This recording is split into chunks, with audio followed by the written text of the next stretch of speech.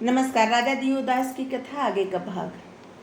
इतनी कथा सुनकर नारद जी ने कहा, हे पिता, राजा दियोदास ने अपना राज्य किस प्रकार छोड़ा और शिव जी मंदिराचल पर्वत से उतरकर किस प्रकार काशी जी में पहुँचे और वहाँ उन्होंने क्या क्या चरित्र किए, यह सब आप मुझे विस्तार पूर्वक सुनाए।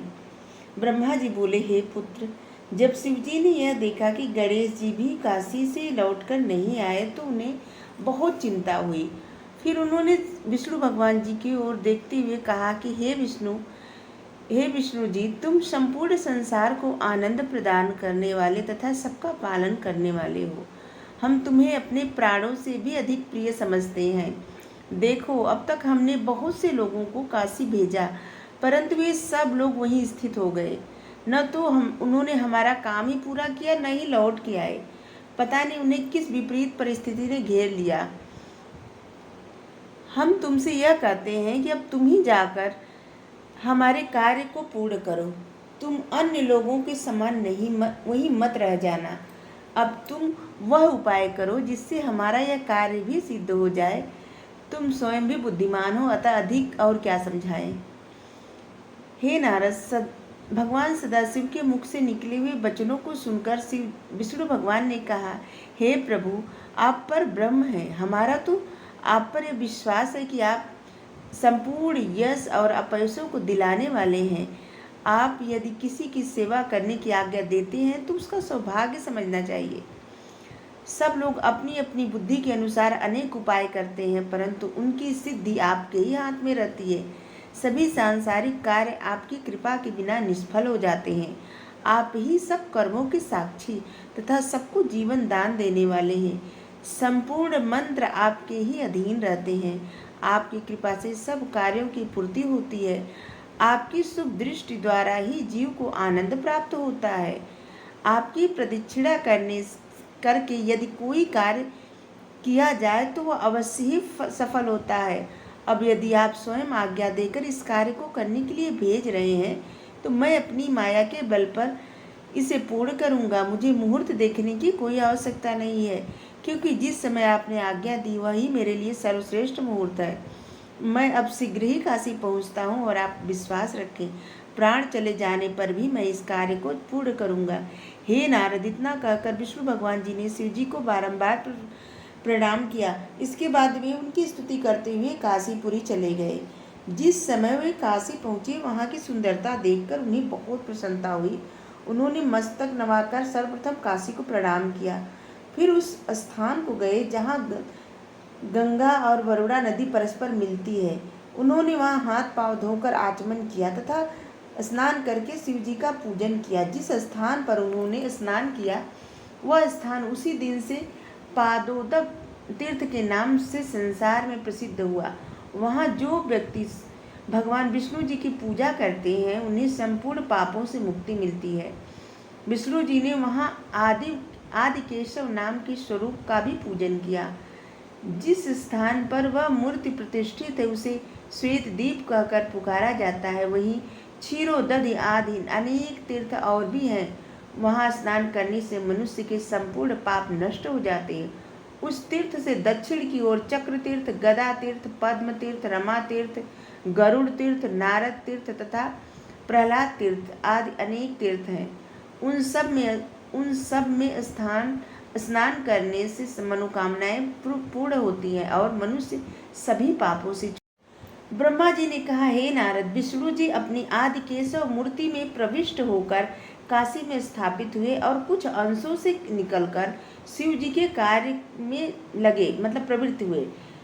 यह सुनकर नारद जी बोले, हे पिताजी, विष्णु जी कुछ अंश से ही क्यों निकले और कहाँ गए, यह आप मुझे सुनाने की कृपा करें। ब्रह्मा जी ने उत्तर दिया, हे नारद, जिस कारण से विष्णु जी का संपूर्ण अंश उस आदिकेशव मूर्ति से बाहर नहीं निकला वह यह है कि जब पुनर्जन्म के पुराण उदय होते हैं तभी काशी का में वास मिलता है। जिस प्राणी पर शिव जी की कृपा नहीं होती वह काशी में नहीं रह पाता। जो मनुष्य काशी में नहीं रहते उनके जन्म को व्यर्थ समझना चाहिए। संसार के सभी तीर्थ सेवकों के समान काशी की सेवा किया करते हैं। काशी परम श्रेष्ठ है और तीनों लोकों में न्यारी है। काशी में मृत्यु होने पर स्वर्ग से भी अधिक आनंद प्राप्त होता है। हे नारद, यही कारण था कि विष्णु जी अपने पूर्ण अंश से आदिकेशव रूप धारण करके काशी में स्थित हुए और अपने छोटे से अंश में उस मूर्ति से निकलकर काशी जी में भ्रमण करने लगे। गरुड़ और लक्ष्मी भी उनकी मूर्ति के कुछ उत्तर की ओर स्थित हुए, कुछ दक्षिण की ओर, कुछ दूर उत्तर की ओर स्थित हुए। जिस स्थान पर गरुड़ तथा लक्ष्मी स्थित हुए उस धर्म क्षेत्र कहा जाता है। उसके दर्शन से अत्यंत आनंद प्राप्त होता है। विष्णु भगवान ने अपना स्वरूप इस प्रकार धारण किया कि जो तीनों लोकों को मोहित करने वाला था। उन्होंने श्रेष्ठ वस्त्र आभूषण से सुसज्जित होकर अपने पुराण कीर्ति नाम से प्रसिद्ध किया, अपने को पुराण कीर्ति नाम से प्रसिद्ध किया। गरुड़ भी उनके शिष्य बनकर विनय कीर्ति के नाम से प्रसिद्ध हुए। लक्ष्मी जी भी मनुष्यों के समान स्वरूप धारण करके गोमुख नाम से विख्यात हुई। सब लोग सुंदर स्वरूप को देखकर मोहित होने लगे। फिर विष्णु भगवान विभिन्न प्रकार के चरित्रों द्वारा काशीवासियों को मोहित करने लगे। हे नारद, जिस समय काशीवासी झुंड के झुंड विष्णु जी के दर्शन करने के लिए आते, उस समय विष्णु जी और गरुड़ जी गुरु शिष्य की भांति आपस में इस प्रकार वार्तालाप करते, इस प्रकार बातें करते थे।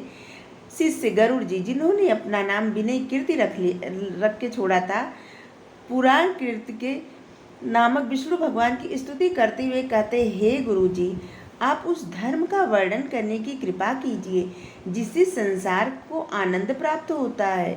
गरुड़ की बात सुनकर विष्णु भगवान मन ही मन मुस्कुराकर तथा उच्च स्वर में सब लोगों को सुनाकर इस प्रकार उत्तर देते, हे शिष्य, यह सृष्टि अनादि है। पुरातन काल में यह इसी प्रकार चली आ रही है। इसे उत्पन्न करने वाला कोई नहीं है। यह स्वयं ही प्रकट होती है और स्वयं ही नष्ट हो जाती है। ब्रह्मा से लेकर तृण पर्यंत सभी जीव बारंबार जन्म लेते हैं और बारंबार मृत्यु प्राप्त करते हैं। आत्मा को ईश्वर समझना चाहिए। आत्मा के अतिरिक्त अन्य कोई किसी का स्वामी नहीं है। ब्रह्मा आदि बड़े देवताओं का भी काल ने नहीं छोड़ा है। देवताओं को भी काल ने नहीं छोड़ा है। इस बात का विश्वास रखिए। जो इस बात पर विश्वास रखते हैं उसी को बुद्धिमान समझना चाहिए। हे शिष्य, संसार में न कोई बड़ा, न कोई छोटा, न कोई सुखी, न कोई दुखी। आहार विहार में सब एक समान है। अच्छा बुरा कोई भी नहीं है, क्योंकि सभी को भूख लगती है, सभी को भोजन चाहिए, सभी को नींद आती है, सभी को लोभ भी होता है, सभी को मोह भी होता है। आज सभी अच्छे भी होते हैं, बुरे भी होते हैं।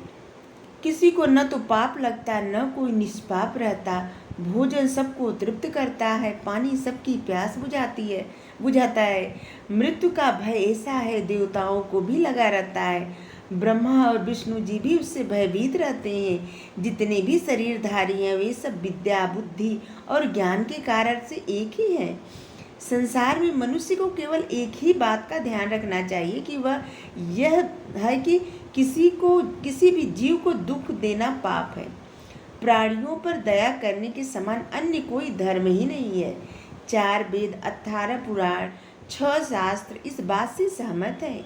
हे शिष्य, दान 4 प्रकार के होते हैं। रोगी को औषधि दान, भयभीत को भय से छुड़ाना, भूखे को भोजन कराना, विद्यार्थी को विद्या दान करना, औषधि और मंत्र के प्रभाव से धन एकत्र करना चाहिए, उससे अपने शरीर का पालन करना चाहिए। सुख को स्वर्ग और दुख को नरक समझना चाहिए। वेद में प्रवृत्त और निवृत्त नामक जो 2 प्रकार की मान्यताएं हैं उनको ठीक आशय नहीं है। जीव हिंसा प्रवृत्ति और जीवों पर दया निवृत्त है।